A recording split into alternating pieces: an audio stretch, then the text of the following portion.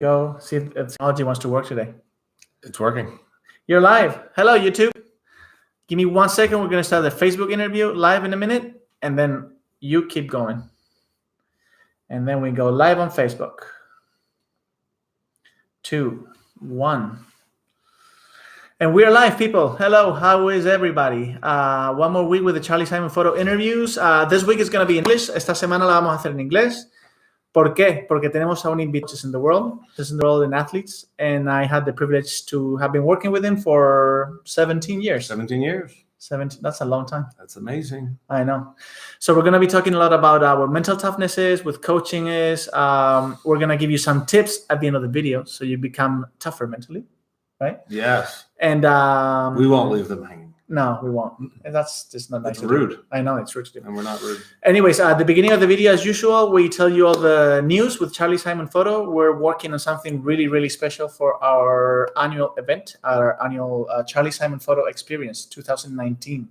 Wow. Man, that's going to be... I didn't know about that. Oh, I know. You don't know a lot about our company yet, but you'll see. The more I know, the more impressed I am. True story. So, yeah, keep an eye on our news and our newsletters, and you'll be hearing a lot of our new event news. You know. Beautiful. Anyway, so let me tell you a little bit about Chris Dorris. We started working in 2002 when I was in college in the U.S. in Arizona State. Go Devils! Yeah, if there's any Devils. Forking, baby. Yeah, and ever since, I mean, he's the one. He doesn't like me to say that, but he's the one responsible for me being so active usually and so mentally motivated all the time. So thank you so much for being here, Chris. I mean, such a privilege. I always tell well, first of all, I love this. I love you, and you're one of my favorite people in the world. This is unbelievably fun for me. And I always tell everyone, I think I've probably shared it several times in the last few days since I've been staying with you. This is the most gracious man I've ever met in my life. Oh, come on. He gives me far too much credit. And I'm going to correct you on this live interview if you do that again, because it's not true. You have worked your ass off. And I think that's going to be a really relevant point for the audience is that mental toughness training. Well, we'll talk about all what it is, but sure. Just as an intro to that intro is that it's work. Yeah, it's work. All right. If you want to be in phenomenal physical condition, you need to do the work. If you want to be in phenomenal mental shape, you need to do the work. And brother, you have done the work. You've always done the work. And what you have going on now, this is my first visit to Charlie in Spain. We've talked about it for 17 years. First time in Spain. And my first time with you. And I got to tell you, I'm not saying this because I'm trying to, promote the hell out of you. Or of course I would. Oh, you should. I would, but I'll let that happen spontaneously simply as a byproduct of me just simply letting folks know how absolutely blown away I am with what you've created for yourself, brother, and through providing incredible service and your spirit. I've been talking to your employees when you weren't around. Right. I've been doing a little bit of investigative research on you. There you go. Behind my back. Huh? Behind your back on purpose, because I wanted to get the truth. Okay. And what's the truth, baby? They love you. and people, this is what people say. This is what people have been saying about you. And we can move on. But I could go on all day about talking about just a bit. No, stop. Please stop. That you bring the vibe up. And that's something that I think that we should talk about if we make time for that. If it comes up, we will make time up for sure. Is the importance, because mental toughness is about vibing. Okay, it's about creating a vibe that not only serves you, and this is not like weird ethereal crap. This is proven, is science, right? There are devices that measure your emotional emissions. Cool, right? And you emit in a vibration. Yeah. And people, so whatever you put out there, you get back. Yeah. Well, you're always affecting the world. Right. There's a saying, which is we're always either purifying or polluting the environment with our thinking. That's the truth. So the feedback I've been getting in my secret interviews of your friends and employees is that your vibe is strong. The force is strong here. The force, So the force is you're vibing high, or you are the force. I am the force, man. Yes. Okay, now I have to stop now. That's okay. All right, it's enough. They're all throwing up. They're like, give me a bucket. They've all run off to the bathroom to puke. Oh yeah, we have a lot of people here today. The people that are watching, Chris is gonna be so kind to have 5 or 10 minutes for you at the end of the interview. So please send your questions and please tell me where you're writing from. For the people that are watching in Spanish, la gente que está viendo en español, Chris va a contestar preguntas al final. Yo podré traducir alguna en español sin problema. Así que si sois tan amables de mandar algunas preguntas al Facebook o al Instagram, nosotros las vamos a contestar después, ¿vale? So, anyways, let's get into the deepness of it. Okay. Why don't you tell these people, these super nice people that are watching, how do we get to meet each other? I mean, where I was, what was I doing, and then what you were doing, and then how our lives just, evolved from there. Yeah. So I was working with the men's golf team at Arizona State as the mental coach. I actually, before you got there, I started there as an intern. Okay. Which is a whole other story which you and I need to share. But it's about it's about asking directly for what it is that you want. Just a tiny bit on that, and I'll get back to it because I think it's relevant. Okay. Part of mental toughness is having the courage to ask for what you want, to ask for exactly what you want. Yeah. Right. And so few people. But the conditioning of our past would have us believe in an invalid way that our desires are unavailable to us, and we learn that so thoroughly over time that we actually get good, and this is paradoxical, but it's true. We get good at not even knowing what we want, and we get great, therefore, at not asking for it. So the fact that I co-created the internship for myself at Arizona State, because no one had ever done that before. No one had done a mental training internship for one of the best golf teams on the planet until I did. Now, it's just because I asked. I'm not saying that in a boastful way. In fact, I wouldn't have done it if it wasn't for a conversation that I had with a classmate who was in conversation out in a parking lot one day saying, what do you want to do for your internship? And I said, well, I started telling her what I didn't want to do. And she said, well, what would be perfect? Now, there's a takeaway right there. That's an amazingly important question to always be asking ourselves, right? And the ones we love. What would be perfect? What would be perfect? Write that down. And definitely write that down. What would be perfect? And I had a hard time answering her. She's like, what would be the perfect internship for you? And because I was in graduate school for psychology counseling, and I had already done years of that. Okay. So I was only here to get my master's degree and then move on. I wanted to do sports psychology, right?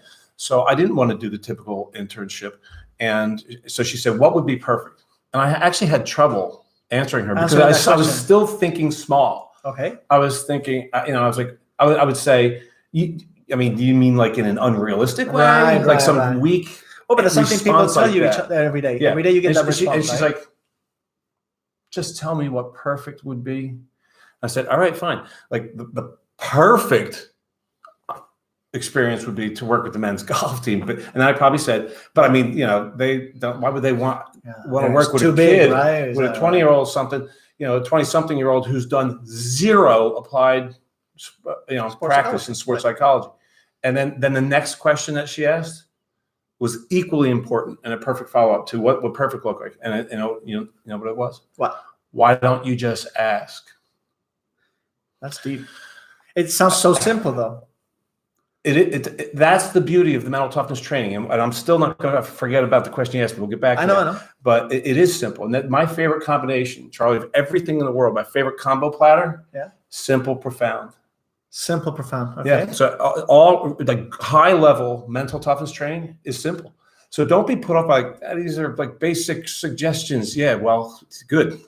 Simple. I mean, the simple the better. We don't need to understand complexities here. We could just practice simple things, practice applying simple things, like asking yourself, what would perfect look like? We were at dinner with your friends last night. We got into a conversation about one of your practices, which is the same as mine, which is when you're going anywhere in a car and you're going to go park, drive to the front. Drive just as a practice. Drive to look for assume that the best possible spot is open and waiting for you. Just operate from that assumption. It's a practice in going for what you want. So all that said, I ended up asking. I asked the coach, right? Randy Line, and he was down. He was all down. Hello to Coach, because I know he watches all the interviews here. Right on. Coach, you got to feel great about this. You created this. You are this conversation would not be happening if it wasn't for Randy Line. That's right. So I met with you. I met with Randy Line. I was so nervous. He likes the story. And I was so scared. And he said, that sounds like a great idea. I was blown away by how easy it actually was. He was that sounds like a great idea. Let's work. Look at that. Just asking. And that has changed my life. And I've told him this a million times. I mean, this is one of the most pivotal stories of my whole life. Wow. Because that changed everything. Because then Randy hired me for the next 10 years, which is when I met you. We met, right? Right. That's right. And thank God we met, by the way. We'll tell the story in a minute. Yeah. So when I met you, you're a kid. Yeah, I was 18, right? But you paint this picture of yourself as like, I don't know, when you and I talk about this as having like lacked mental toughness, and that's just not true, because working with the mental coach, right, on the golf team was totally voluntary. It was. Okay, like coach would never say, and I support this, is like, hey, you'd have to work. Like I would do some team workshops and stuff, but working with me one-on-one was absolutely voluntary. You would never decide that, and that's the way it should be. Right. Most didn't volunteer to participate in that. Pretty much. You instantly did. Yeah. So let me put a question back on you. Why? Why was that? Why did you instantly, like as soon as you became conscious, and I've never asked you this question. If I have, I don't remember it. All right. Like the second you became, and you were right away. Right. And I remember that's one of the things I do remember distinctly about the very beginning of our relationship is that you didn't hesitate to request coaching. Why? It's really simple. And I mean, people that know me, they're going to agree probably with this. I take all the chances I can get to get better at anything. I don't care. Yeah. So if I can get better here, I mean, what better way to get better up here? Yeah.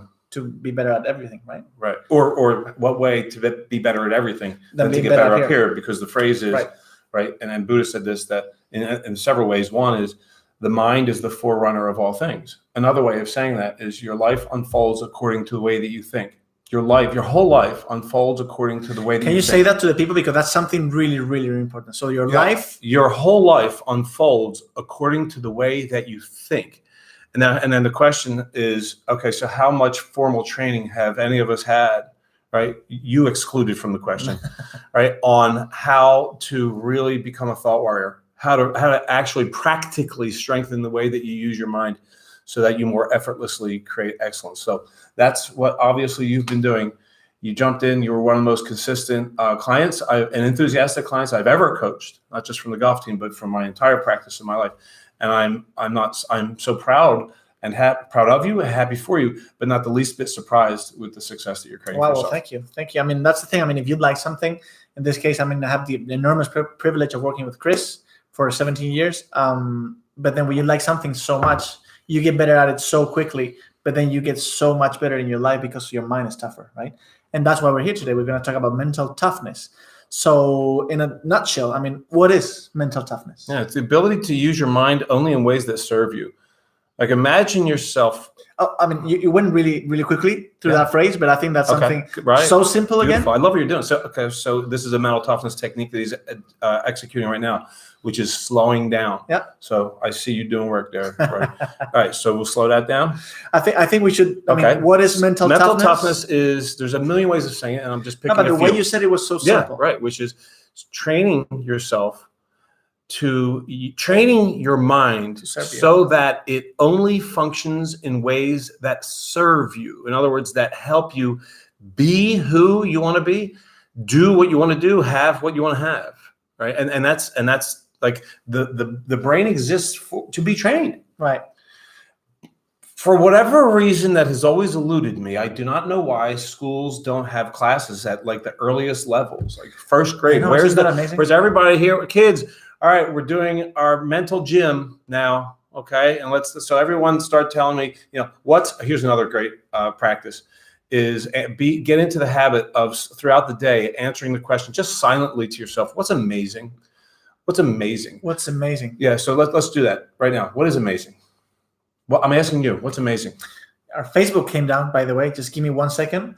My Instagram is working. My Facebook went down. So Facebook is down. So YouTube is on. Okay, so Instagram's down too? And Instagram is no, Instagram is good. So whoever's still watching, this is a perfect example of a situation that you could interpret as a problem.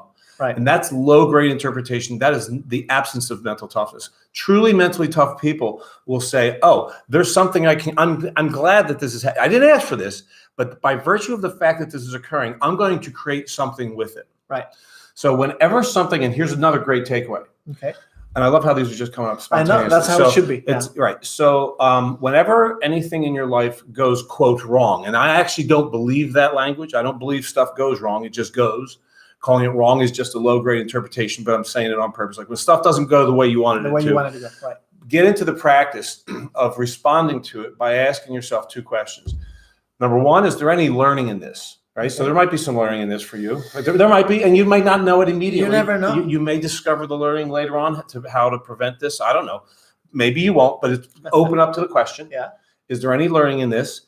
And then the next question, and I love this question even more, is what can I create from this? Okay. What cool thing can I create from this that would not have been possible if it wasn't for this thing going wrong? See? Well, in this case, I mean, he just mentioned that it was a really, really good take, having a little, problem per se, or a little, One of the so I'm doing a workshop tomorrow, right? A half-day workshop, and one of the exercises that we're going to be doing in the beginning it's called the problem is the gift. The problem is a gift. So what we're going to do, so you can do this at some point on your own. Is write down like 3 things that you complain most frequently about. Okay. All right. What are the 3 things in your world that you can pretty much guarantee you're going to whine about in the next 40 hours? We got a lot of people like that around.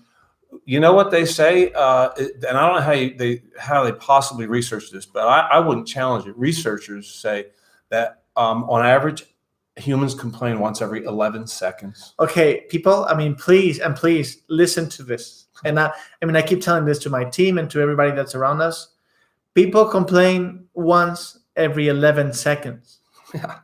Nobody wants to admit that because it's sort of humbling. That's just amazing. It's humbling because then it would have me think, well, if that's true, well, I'm way negative. But that's not true. It's not true that we're negative.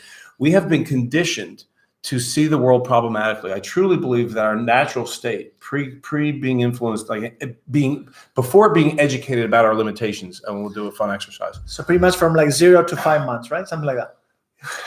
Yeah, and I bet we start learning unconsciously. We start learning limiting beliefs prior to that. But I believe that we all come into the world fresh, operating from what's called the abundant mentality. Our minds, we experience the world simply as a field of infinite possibilities. Uh-huh. So we don't even know what a problem is. We don't know what failure is. These are just constructs. You can't hand me a problem. Right. Oh, could you pass me the the failure? It's not a thing. You pass me the mug. Yeah, something. The failure is just a concept. Yeah. Okay. Right. To describe a circumstance. Right. So we've learned how to doubt ourselves. We've learned how to think. We've learned how to complain. Here's another takeaway. Stop that. So what do you think? Yeah, I was going to say, why do you think there's so many people that, their way of life is just complaining once every 10 seconds or 11 seconds? What do you think? Why do you think they think like that instead of, let's do it the other way? It's going to cost me the same money, right? You're asking a deep question that I do not have an answer to, which is why? Why did that ever happen? I have no clue. It's the human experience, but this is what I am pumped about. Okay. Is that we have the ability to work with that, to stop it. I know. To use it. It's look that up. If you want to see a really funny video that has some true psychological value, just Google Bob Newhart, stop it. You can put that in the notes. Yeah, I'll put it in the comments. It's hysterical. And I use it in all my talks because it's actually practical. What is it called? What? It's Bob Newhart, Newhart, and then just put stop it, because that's the name of the YouTube video. It's 6 minutes long, 6.5 minutes long, and it's from Comedy Central or something. It's a skit, and it's really funny, but also really poignant, because we can with practice stop it. We can stop complaining. We can stop being people that experience the world problematically and get back to being people which is how we were designed to be, which is to experience reality opportunistically. Right. So when our minds are in that state where I'm enthused about things, now, I don't know if you're having a problem with this. Of course, you're still checking on it. No, this is working already. But we're using this. I know we are. We are creating. Right. We are doing what we're talking about right now. It's not what we asked for. Your strong preference would be for people who logged in on Facebook to still be able to hear all of this. Right. And guess what? You're not getting what you want. Right. What do you want to do with that? You got 2 options. Well, I can complain. You can have a problem with it. I can complain for 30 minutes. You got 2 options. You can see it as a problem. What's the other option? See it as a gift. And create something from it. See it as an opportunity. Right. Right. So that's one of the practices that I mentioned, which is, and this is really powerful. This is high level mental toughness training.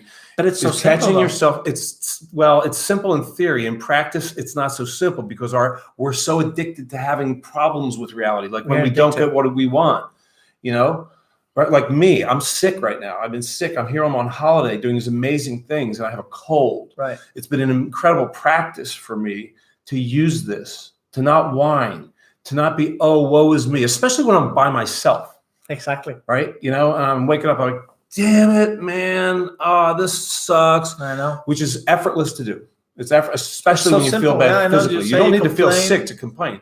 So start paying attention to your complaints. But here's the practice: is you really say, like, stop yourself. You know, just catch yourself when you're having a low-grade interpretation of reality, which, by the way, is a definition of a complaint. Right. And then ask yourself the question: all right, I got nothing to lose here. Why don't I give this a whirl and give myself like a mental workout, a little mental push-up here? Yeah, okay. All right, 1 rep. I'm going to see maybe if I look at this the right way, I could create something useful out of this. So there's a mantra around this that I like to use, which is every set of circumstances, without exception, can be leveraged for individual or collective gain, but only if viewed masterfully. Wow. Right? No exceptions. But it's true, though. I mean, everything that happens in our lives, right? Usually, we have those two options. Not usually. Complain. Always. Or use it as an advantage. We always have that, and I think that's one of the coolest characteristics of being a human, is that we have that option. There doesn't have to be a problem. Right. It does not. Can I tell you a story about a woman who has stopped having problems ever? Who stopped having? Yeah, sure. She doesn't have problems. She doesn't have fear anymore. I want to meet her. Me too, and I'm surprised I haven't yet. Her name is Byron Katie, and I think her most famous. I think that also is a practice. Part of the practice is watching your mouth and then just erasing the words you don't agree with. So I don't think she is. She has completely freed herself from fear through the work that we're describing, right? So her most famous book is entitled "Loving What Is." What is?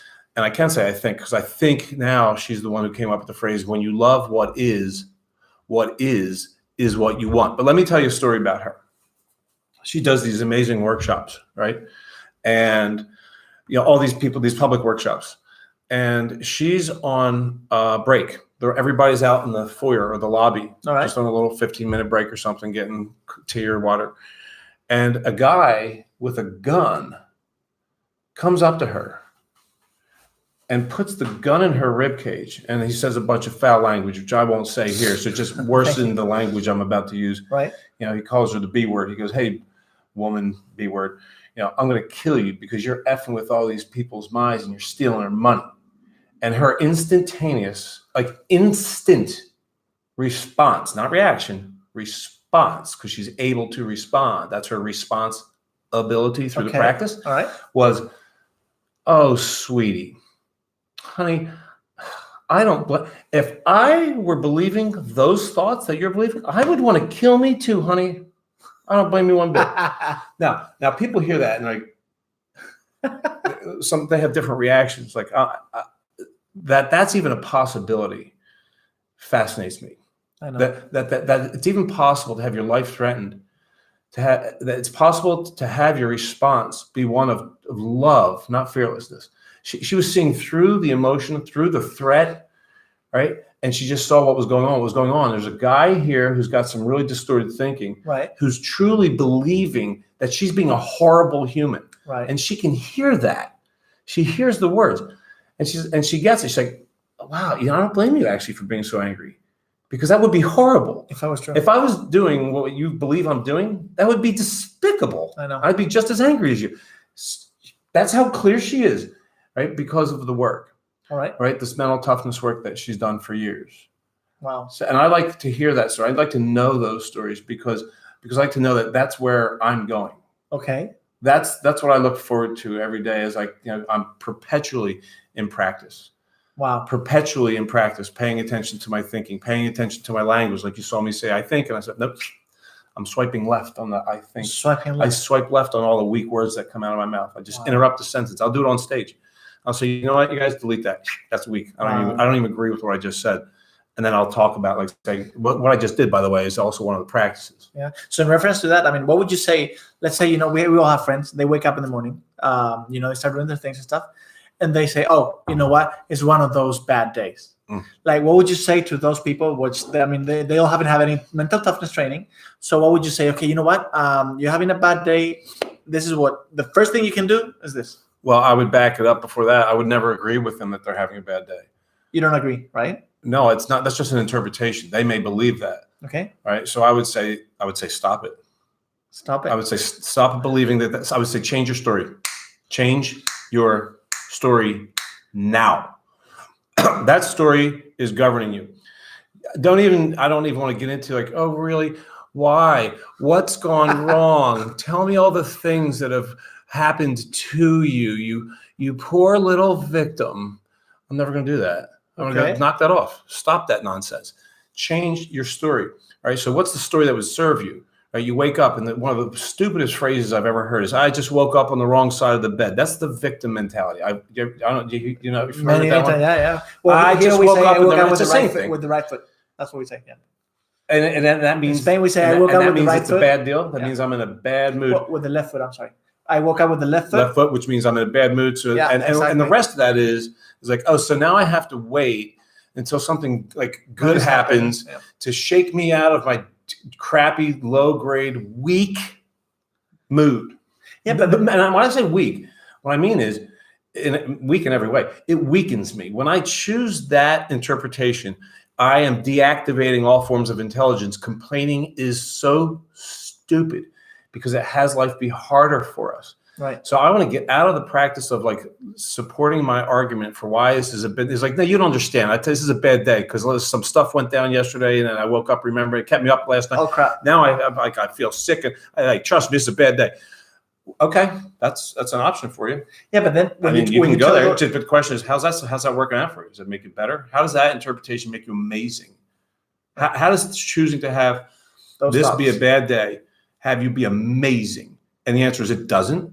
So then the alternative is, all right, you know what? I choose to have this be amazing. I will create excellence today amidst all these circumstances. Yeah, but what some people might say, and sorry to interrupt, some people might say, yeah, okay, but if I do that, it's not real. It's fake thinking because that's not really how I feel. Yeah, and you could also make the exact same argument about it's not real that this sucks. That's just an option of, there's three options we have. Okay. Always on how to interpret any moment. Low grade, neutral, high grade. We just have that option. Like this is this cup is it's a cup that's neutral, right? This cup is too small. All right, is a low grade, or this cup is actually pretty badass. And not only because it's got your name on it, because it's just cool combo of colors. Right. So that's a high grade interpretation. Those are three options that we have always available to us in any situation, in every situation, right? So William Shakespeare said, "Nothing is good or bad until you think it's so. It just is. Everything just is." I remember. So is this a bad day? I don't know. It could be if you want it to be. If that's the way you want to look at it, that's your call. What? No, I remember a phrase you taught me back in the day. It ain't bad, just is. Ain't bad, just is one of my favorite mantras. Ain't bad, just is, right? And that's that's a good response to a complaint. Right. So nothing's good, nothing's bad. It's just until you choose to interpret that way. Now, it just so happens, though, that every shred of human peak performance research indicates that when I choose high grade states, I'm amazing. When I choose low grade states, I kind of suck. Science, but only at everything. So science backs it up. Yeah, and I like to not argue with the data. So how do we use that in business? How do we use mental toughness in all our business people that are watching today? I mean, what would you say? You know what, business? Why is business different than real life? Seeing problems. So write down your complaints. Write down all the things that you think suck. Write down all the things you complain about. Like a lot of them are other people. Horrible. My boss, the economy, or whatever. Crisis. Yeah, all the things that would bother you. Like I work with a lot of salespeople, and they're constantly complaining about making excuses. Yeah. Well, they have. I work with some really big companies, and these salespeople get incredibly high quotas. They have to sell a lot of stuff. Right. More than last year. Like they have amazing years. And like, God, good job. Come to President's Club. Now here's your gift. Is you gotta double that. Right. Like I don't even know how I did the last one. Right. Right. So it's easy to complain about that because complaining is easy because we practiced it. All right. So stop the practice. So the answer to your question is be enthused. Choose enthusiasm about that. And one of the things that mentally tough people will do, which is exceptionally high level, and it's really truly powerful, is that they decide right, in a circumstance like that I'm going to have the best year of my life before they even have any idea how they're going to do that. I know. And that's just like a mindset. It's what it is. It's something. The choice precedes any evidence. Wow. People usually wait for the evidence. And the choice will create the evidence much sooner. And I just don't understand. I am going to have the best year of my life. I decide that. And then a buddy of theirs are having that conversation at a bar. And they're like, seriously, dude? How do you know, right? How the hell would you know that? Right. And the answer is, because I just decided it. It'd be like me, like we're going to dinner later. And I'd say, what are you doing after this? We're going to dinner. How can you know that? Because I decided. I decided. It's the same thing, people. When you have a mindset and a decision to make, you can decide both ways. You can decide to complain or have nothing come your way, and then you can decide to be amazing, to feel great. Right? But what's really it's important to keep conversations like this on a very practical level, so it doesn't get out weird and mystical and ethereal. And because what's happening is when I choose these high grade interpretations, when I choose to say I'm going to have the best year of my life because that sounds like an amazing thing. Why would I not do that? Why would I not do that? Right. And if I can stay in that, if I can get back and I can just keep pounding that message into my head, say that to myself, have that be the content that I'm filling my mind with 175 times a day. I just randomly picked that number. I mean, a lot of times. Then what I'm doing is I'm activating. Well, what I'm doing is I'm actually having my brain release 2 neurotransmitters, which serve us, right? Which are dopamine and serotonin, right? And those are the on switches for all intelligence centers of the brain. So it's really just smart to talk powerfully to ourselves. Wow. Okay. Right. It's really intelligent. So it's not only makes you feel good, but it's efficient for the body, which is amazing. It's as efficient as it gets. Yeah. And the flip side is equally powerful, which is like shame and guilt and regret and fear. It's the source of the number one killer, at least in America, which is heart disease. Wow. Fear, and we talk ourselves into these diseases. Fear. A lot of people have fear. We create fear. We don't get it. We don't have it. We just have it because we created it. I know a lot of you guys that I'm not starting this business because I'm afraid it's not going to work, or I'm not going to whatever because I'm afraid my plane is going to go down. All that is just a creation in your minds, right? It is all that is me in the moment choosing whether on purpose or not. Right. Almost always not. Right. Why would you do that? Well, that makes sense. Choosing to think about the future in a potentially disastrous way. That's what fear is. I'm thinking about the future in a disastrous way, whether it's in the next second or the next year. And that is an option. It is an option. And it's a popular option, but it's a stupid option because it never has us be strong. It is. It doesn't increase the probability of any kind of excellence whatsoever. So the practice is to get, and that's what's really unique about mental toughness. And this needs to be conveyed clearly because it really is important. All right.